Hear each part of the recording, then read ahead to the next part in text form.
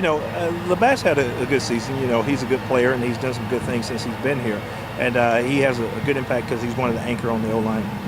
He seems to always stand out, though. I mean, he always gets an all-star nod, and he gets the lineman nod for the West. Is it just his work ethic, or what do you see that kind of always gets him that praise?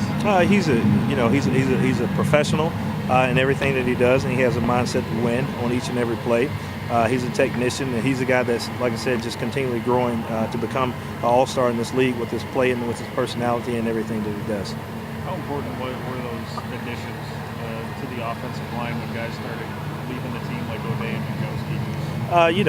O'Day was gone before I got here, but Bukowski and all those guys, they were solid, and those guys are very solid in what they did. But just looking at what we wanted to achieve here, we knew that if we wanted to run the ball and be a team that could run the ball, we needed to get some guys who were very physical up front.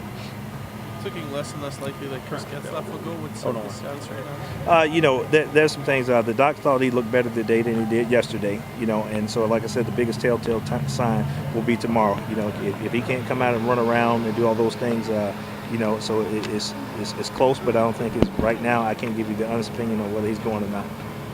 What does Carlos Thomas bring? I mean, he's a guy that couldn't play just because of injury and whatnot at the beginning of the season, and he's come in and he's kind of been that utility guy for you guys. Yeah, that's a good term for it, and he's one of the reasons.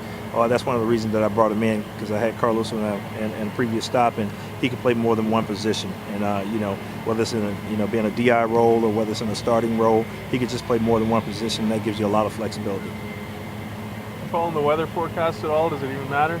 No, I mean, it's going to be a good game. Like I said, today was pleasant, but for the most part, those guys will be good. They're pros. They played out here. They know what they're getting into.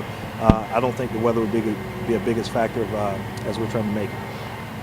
How about the home crowd? How happy are you really to be at home this week? Now, that's a positive. You always want that because the biggest thing, but, if they're loud, which, we should be loud enough, then that's always a slight advantage there. But at the end of the day, when you look at the playoffs, it doesn't matter so much about weather and home field advantage. The biggest thing is which team comes to play that day. You always like to look at the defense as a situational. Each week depends on who gets in. How tough are the decisions knowing that this is essentially a win-and-go-home game? Yeah, well, it's always tough. We just have to look at what's our scheme, what are we thinking about doing, and who fits the scheme that week, and some of the things on how we're trying to attack them.